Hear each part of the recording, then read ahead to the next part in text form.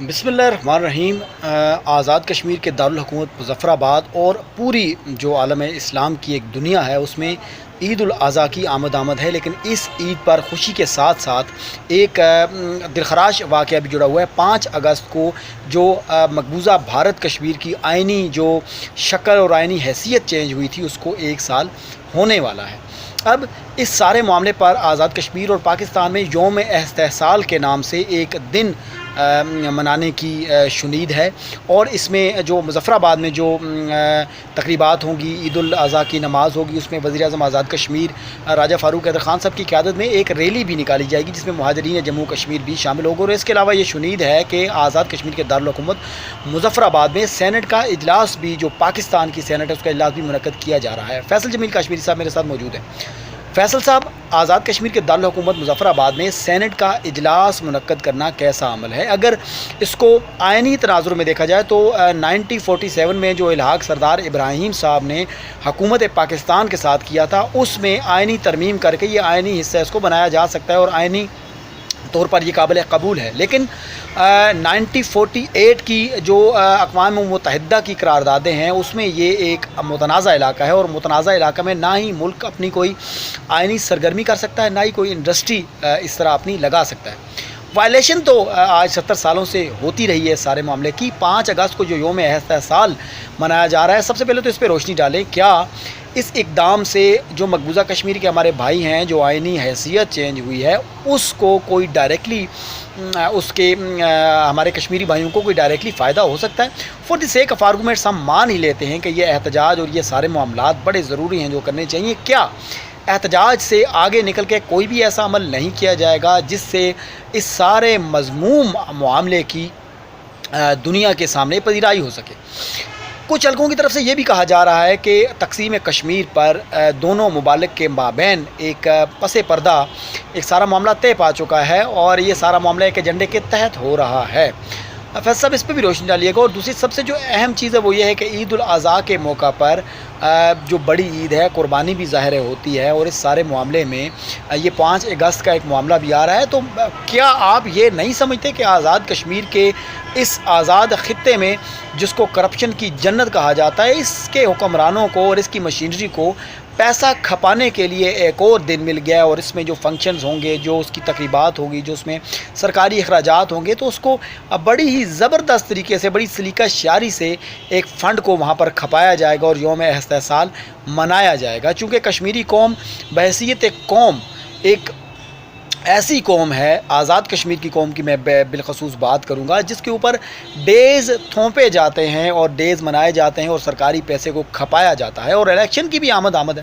تو اس سارے حوالے سے ایک مدلل اپنا جو پوائنٹ آف ویو ہے رکھیے گا۔ جی بسم اللہ الرحمن الرحیم۔ شاہ صاحب 73 سال ہو گئے ہیں اس قسم کے ایام مناتے ہوئے، اور اب تو ہم بھی جوانی کی دہلیز پار کر چکے ہیں۔ یہ جتنی ہم نے یہ جو جھوٹ فراڈ دیکھا ہے 73 سال کے اندر، جو لوگ اپنے ملک کے ساتھ مخلص نہیں ہیں وہ کسی اور کے ساتھ کیا اخلاص کا مظاہرہ کریں گے؟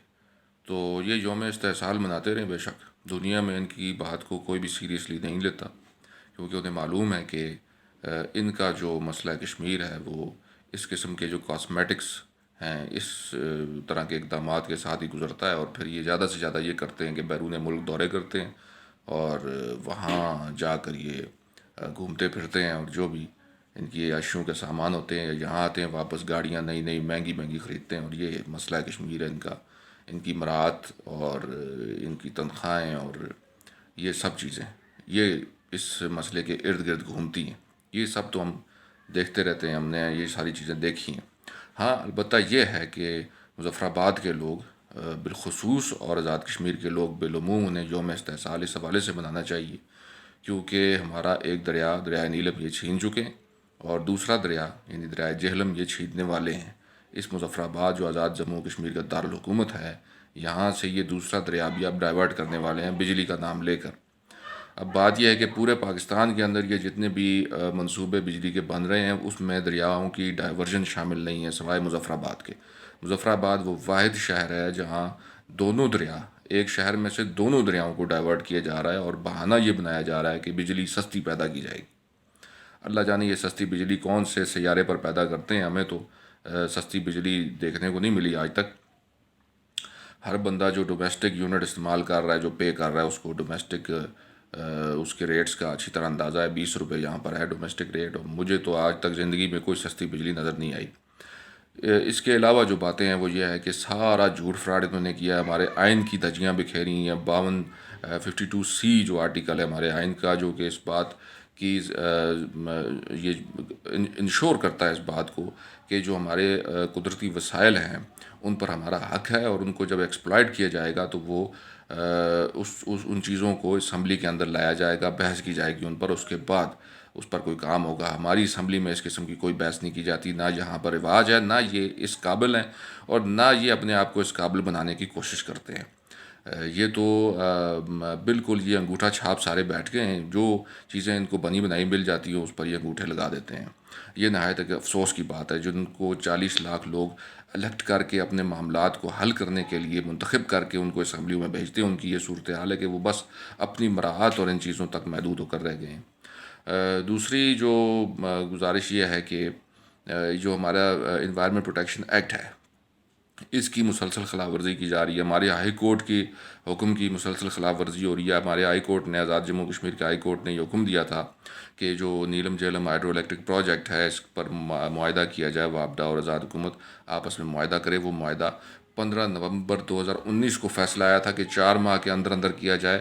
وہ بھی توہین عدالت مسلسل ہو رہی ہے. اس کے علاوہ ہائی کورٹ نے پابند کیا تھا کہ جو میٹیگیٹنگ میئرز ہیں جو کہ لینے تھے، جو NOC جاری کیا تھا EPA نے اس پروجیکٹ کو، وہ لیے جائیں. اس پر بھی کوئی کام ابھی تک ہم نے نہیں دیکھا.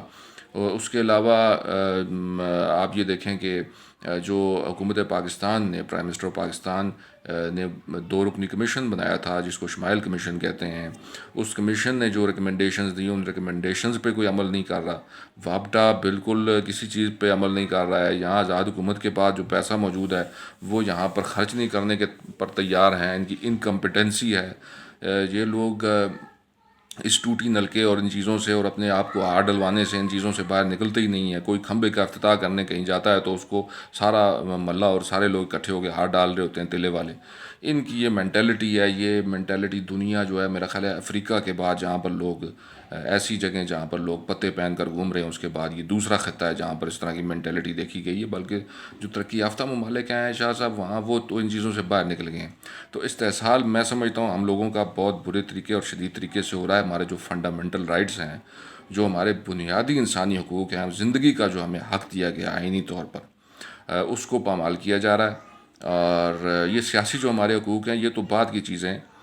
کل بھی امجد علی خان صاحب سے جو بات ہوئی وہ یہی بات کر رہے تھے کہ جو سیاسی حقوق ہے تو وہ تو ان کی ہماری جو پریارٹی ہے، انسانی جو حقوق ہیں وہ تو پہلے نمبر پر آتے ہیں.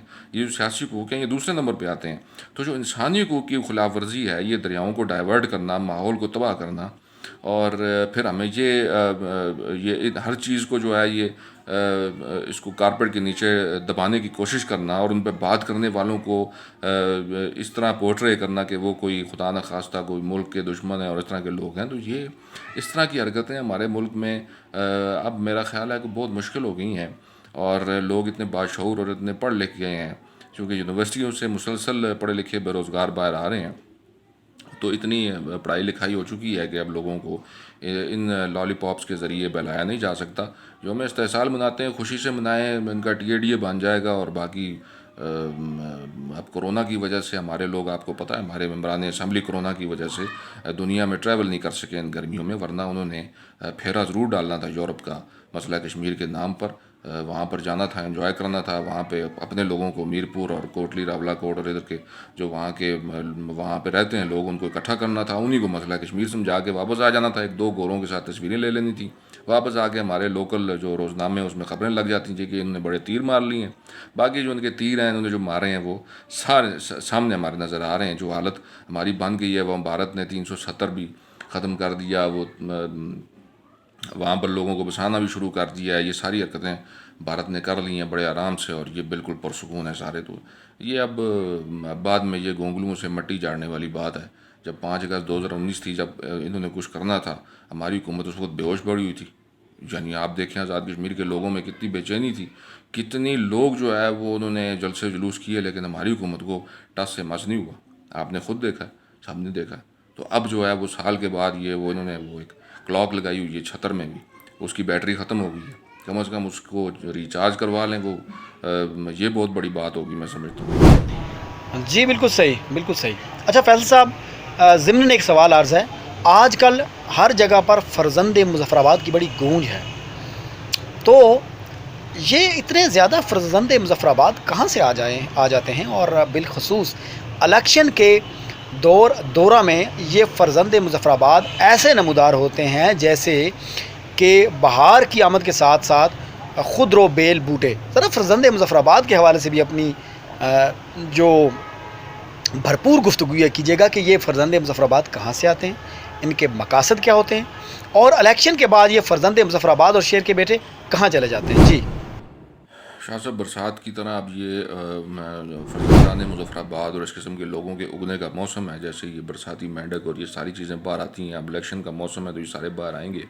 ابھی جو لوکل ہمارے ابھی چل رہے ہیں فرزندان مظفر آباد، جن کو لوگوں نے منتخب کیا ہوا ہے، 86 ارب روپیہ ڈیولپمنٹ کا فنڈ ہے، اللہ جانے انہوں نے کہاں پہ خرچ کیا ہے ابھی تک، کہیں مظفر آباد میں صرف تختیاں انہوں نے لگائی ہیں، کوئی میگا پروجیکٹ تو ہمیں نظر نہیں آ رہا۔ وہ 3 گھوڑے لگے ہوئے ہیں ایک جگہ پہ، اور ایک وہ 2 انگلیاں انہوں نے لگائی ہوئی ہیں سہری سرکار کے سامنے، بس یہی ہے ان کا ڈیولپمنٹ، اور تو کچھ نظر نہیں آ رہی ہے ہمیں ڈیولپمنٹ۔ اللہ جانے دنیا کہاں سے کہاں پہنچ گئی ہے، اور یہ ڈیولپمنٹ کن معنوں میں لیتے ہیں، میں حیران ہوتا ہوں۔ دوسرے کچھ فرزندان مظفر آباد ہیں، سیوریج یہاں پہ 5 ارب کی ڈال کے چلے گئے ہیں، اس کے بعد گھیڑا پائپ یہاں 1.5 ارب کا ڈال دیا ہے ان لوگوں نے، اور کوئی ان سے پوچھتا نہیں ہے، وہ دندناتے پھر رہے ہیں، ووٹ مانگی جا رہے ہیں، اور لوگ جو ہے ان کے ساتھ تلے والے ہار لے کے پھر رہے ہیں۔ یہ تو ہمیں پتہ ہے، لوگ جو اپنے پیٹی انٹرسٹ کے لیے، چھوٹے چھوٹے انٹرسٹ لوگوں کے ہوتے ہیں، اپنے کوئی ٹھیکے لینے ہوتے ہیں، 10 لاکھ 20 لاکھ 40 لاکھ 50 لاکھ اس طرح کے لوگ ٹھیکے لے لیتے ہیں، اور باقی لوگوں کو کروڑوں روپے کی کرپشن کی کھلی اجازت ہوتی ہے۔ تو انہوں یہ بڑی ورکنگ کی ہوتی ہے اس طرح کے فرزندان مظفر آباد نے، پچھلی دفعہ بھی ورکنگ بڑی اچھی کی گئی، مظفر آباد سٹی کی ویسینٹی ایریا کی ورکنگ کی گئی، وہاں پہ کون کون کھڑپینچ ہیں ان کو ہائی لائٹ کیا گیا، ان کو پن پوائنٹ کیا گیا، اس طرح کہاں پر پیسہ چلایا جا سکتا ہے، کہاں پہ جو ہے محنت سماجی کی جا سکتی ہے، یہ ساری ذہنی طور پہ ورکنگ کر چکے ہیں۔ اور آپ دیکھیں گے آنے والے دنوں میں یہ لوگ قسمیں کھانے اٹھا رہے ہوں گے، اور لوگوں سے کی منت ترلا کر رہے ہوں گے، اور اگلے 5 سال کے بعد یہ چھپر ہو جائیں گے۔ سب کو اچھی طریقے سے پتہ ہے، ہر چیز کا ہر بندے کو پتہ ہے، اگر ہم اپنے ہاتھوں سے جو ہے وہ ایسے لوگوں کو منتخب کر کے اسمبلی میں بھیجیں گے تو پھر کسی سے آپ کیا گلہ کر سکتے ہیں؟ پھر اللہ تعالیٰ سے شکوہ لوگ کرتے ہمیں نظر آتے ہیں تو وہ کیوں کر رہے ہوتے ہیں؟ جب جو میں بالخصوص ان لوگوں سے بھی بات کرنا چاہتا ہوں کہ جو ووٹ کا حق استعمال نہیں کرتے، وہ اچھی خاصی تعداد میں لوگ ہیں، ان کا ووٹ کا جو حق استعمال نہیں ہوتا، ان کی وجہ سے بھی ایسے ہی لوگ ہمارے اوپر مسلط ہو جاتے ہیں، چونکہ وہ ووٹ کا حق استعمال بے شک نہ کریں، ان لوگوں نے منتخب تو ہونا ہی ہے، تو اگر وہ اچھی جگہ پہ کوئی سینسیبل آدمی ہو اس کو ووٹ دے دیں، چلو کچھ تو فرق پڑے گا نا، اپنا ووٹ ضائع تو نہ کریں۔ میرا خیال ہے ووٹ ضائع کرنے والے بھی بہت زیادہ قصوروار ہیں جو اپنا ووٹ ضائع کرتے ہیں، ان کے ووٹ ضائع کرنے سے کوئی فرق نہیں پڑتا، بلکہ اسی طرح قسم کے اول جلول لوگ جو ہمارے اوپر مسلط ہو جاتے ہیں، جو بعد میں ہماری تقدیروں کے فیصلے لکھ رہے ہوتے ہیں اور ہم کوڑ رہے ہوتے ہیں۔ تو لہٰذا بھرپور طریقے سے ووٹ کا استعمال کرنا چاہیے، لیکن پراپر جگہ پر پراپر آدمی کو۔ مظفر آباد شہر میں انشاءاللہ تعالیٰ میرا خیال ہے یہ جو آنے والا الیکشن ہے اس میں بڑے اچھے لوگ بھی سامنے آئیں گے، اور ضروری نہیں ہے کہ جماعتوں کے ساتھ ہی وابستہ ہوں، جو آزاد امیدواران ہیں ان کو بھی دیکھنا چاہیے، ان کو بھی ٹرائی کرنا چاہیے، جو مخلص لوگ ہیں وہ سارا سال آپ کے سامنے رہتے ہیں، ان کو دیکھنا چاہیے، اور حقیقی فرزندان مظفر آباد وہی ہیں جو کہ ہر وقت لوگوں کے کام آتے ہیں، ان کی خدمت میں مشغول رہتے ہیں۔ باقی جو یہ چھپر ہونے والی پارٹیاں ہیں یہ تو سب کو پتہ ہے یہ کس چکروں میں ہوتی ہیں، اور سال جو ہے صوابدیدی فنڈ جو ہے ان کو ویسے ہی مل رہا ہوتا ہے، اور کرپشن کا پیسہ الگ سے ہوتا ہے، تو اربوں روپیہ کما لیتے ہیں۔ ہم نے پہلے بھی دیکھا ہے پچھلی پارٹی اور اس سے پیچھے بھی لوگ جو ہے وہ ٹھیکیدار بڑے بڑے بن گئے، ارب پتی بن گئے، اور اب جو ہے وہ جو صوابدیدی فنڈ ہے ماشاءاللہ 50 لاکھ سے وہ بھی 4.5 کروڑ سے اوپر ہو گیا، تو یہ ان کے بیسیکلی جو ٹارگٹس ہوتے ہیں وہ اس طریقے سے اچیو کرتے ہیں۔ جی بہت شکریہ فیض صاحب، آپ نے اپنے قیمتی خیالات کا اظہار کیا اور ان سے ہمیں آگاہ کیا۔ آزاد کشمیر کی اپنی ایک آئینی حیثیت ہے، اور آزاد کشمیر کی قوم جو ہے وہ کشمیری قوم جو مقبوضہ کشمیر کی اور آزاد کشمیر کی، اس کی اپنی ایک آئینی حیثیت ہے۔ کوئی بھی ایسا اقدام جس سے کشمیری قوم کو فائدہ ہو یا مقبوضہ کشمیر کے بھائیوں کو فائدہ ہو، اسے اٹھانے میں کوئی امر مانع نہیں ہے، لیکن اس کے ساتھ یہ چیز بہت ضروری ہے کہ ان ڈیز کو اس طرح منایا جائے کہ واقعی مسئلہ کشمیر دنیا کے سامنے اس کی پذیرائی ملے۔ یہ نہ ہو کہ رنگ برنگی شرٹیں پہن کر پورے ملک کے دورے کرنے والے حکمران اس دن کو بھی اپنے فنڈز کھپانے کا ایک ذریعہ بنا لیں۔ اللہ نے کے بعد